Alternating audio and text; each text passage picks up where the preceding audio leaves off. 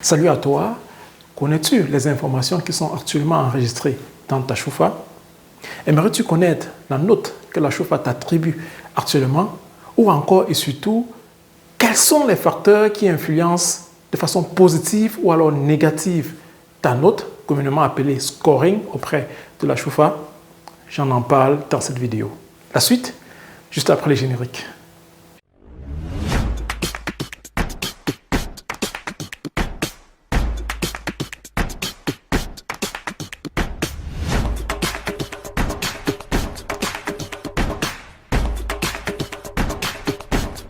Salut à toi, je suis Cédric Folépé, je suis investisseur immobilier, entrepreneur et promoteur de la CEF Academy. La CEF Academy a pour mission de conseiller, de sensibiliser et d'accompagner toute personne désirant se bâtir un patrimoine financier et immobilier de qualité. Alors au quotidien, j'accompagne donc toute personne qui veut réaliser son projet immobilier et ceci pendant toutes les étapes. L'une de ces étapes très importante est l'analyse de la situation financière du concerné.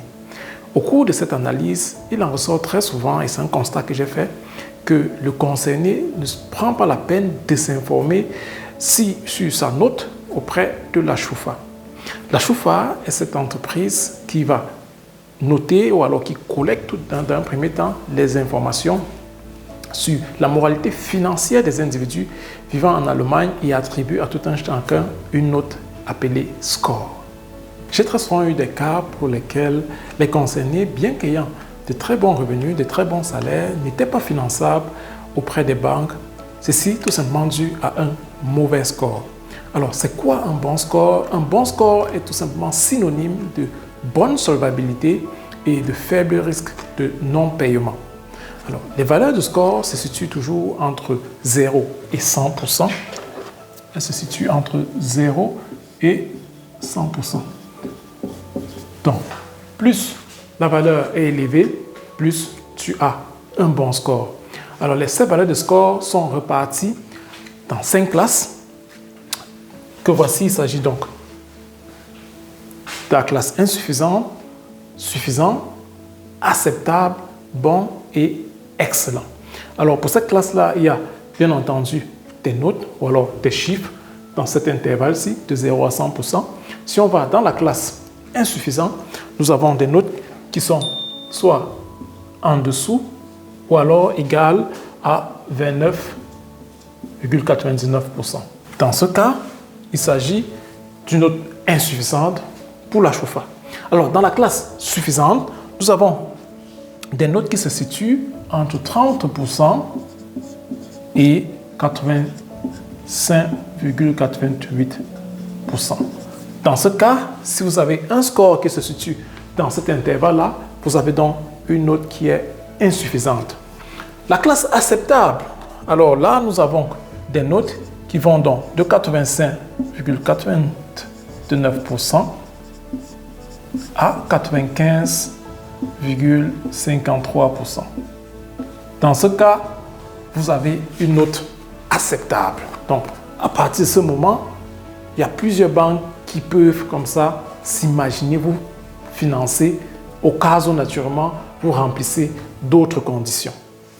La classe qui est bonne, alors là, vous vous situez déjà, vous avez un score déjà qui se trouve entre 93,54% et 97,21%. Dans ce cas, vous avez une bonne note pour les banques, une très bonne note. Et la classe excellente, c'est lorsque vous avez des notes supérieures à 97,22%. Dans ce cas, c'est excellent. Donc, voilà donc des classes, voilà comment ce score-là s'évalue et à travers lequel vous sachiez si vous avez une bonne note ou alors une mauvaise note. Lorsque vous vous situez dans la classe insuffisante ou alors suffisante, là c'est vraiment mauvais les amis, vous devez y travailler pour voir ce qui a lieu. Insuffisant, vous n'aurez presque pas de banque qui va vous financer. Dans la classe suffisante, là également c'est extrêmement difficile de trouver une banque qui va vous financer. À partir de la classe acceptable, là c'est bon, mais il est conseillé toujours de se retrouver dans cette classe-ci, la classe bonne et excellente, pour que ce soit un peu plus facile, pour que vous ayez encore plus de possibilités comme ça d'avoir des banques qui veulent vous financer et par-dessus tout donc d'avoir de meilleures conditions. Maintenant, nous allons parler des facteurs qui ont une influence positive ou alors négative sur ton score auprès de la Chaufa. Et il y en a plusieurs. Je vais parler juste de 5 importants facteurs qui influencent comme ça directement ta Chaufa. Le premier facteur, c'est les cartes de crédit. Nous sommes très souvent confrontés à cela. Les cartes de crédit. Alors, les cartes de crédit ont une influence positive sur ta Chaufa à condition que tu aies une carte de crédit depuis plus d'1 an. Alors, pour la Chaufa, le fait d'avoir obtenu une carte de crédit par la banque est une preuve de confiance de la banque sur ta capacité de paiement de tes factures. Par contre, lorsque tu as déjà plus de 2 cartes pour la Chaufa, les risques comme ça de non-paiement de tes factures sont donc élevés, sont de plus en plus élevés. Et là, ça peut agir négativement, ça peut avoir une influence négative sur ton score. C'est pourquoi il est de façon générale conseillé d'avoir 2 cartes de crédit, mais pas plus. Un autre facteur qui a une influence sur ta Chaufa est le compte courant. Le compte courant, je vais l'écrire également, communément appelé en allemand girokonto. Alors, le compte courant a également une influence positive sur ta Chaufa quand tu as un compte courant depuis longtemps. Pour la Chaufa, c'est une preuve que tu es en mesure comme ça de bien gérer ta capacité de remboursement, de bien gérer comme ça tes obligations financières et ça agit donc positivement sur ton score. Par contre, si tu as plusieurs comptes courants, là, il faut faire attention parce que pour la Chaufa, les risques donc comme ça que je te retrouve à découvert sont plus élevés, c'est-à-dire que tu sois dans le négatif et en train donc d'utiliser l'argent de la banque, en train de puiser de l'argent dans du négatif pour régler tes factures sont donc élevées et dans ce cas, ça agit donc négativement sur ta Chaufa. Donc, il est donc important, si tu as plusieurs comptes, arrange-toi donc à ne pas aller à découvert, à ne pas aller dans du négatif afin de minimiser comme ça ces risques et de préférence ne pas en avoir beaucoup de comptes. Un autre facteur qui a une influence directe sur ton score auprès de la Chaufa, c'est les crédits de consommation. On en emprunte très souvent, je l'écris également, les crédits de consommation, communément appelés en allemand Ratekredit. Alors, les crédits de consommation ont également une influence négative sur ta Chaufa, surtout lorsque tu en empruntes de façon répétée en l'espace de très peu de temps. Là, ça joue de façon très négative sur ta Chaufa. Alors, ce qu'il est conseillé de faire lorsque tu as un crédit de consommation, c'est de régulièrement rembourser cela au fil du temps. Là, progressivement, ta Chaufa ou alors ton score va s'améliorer.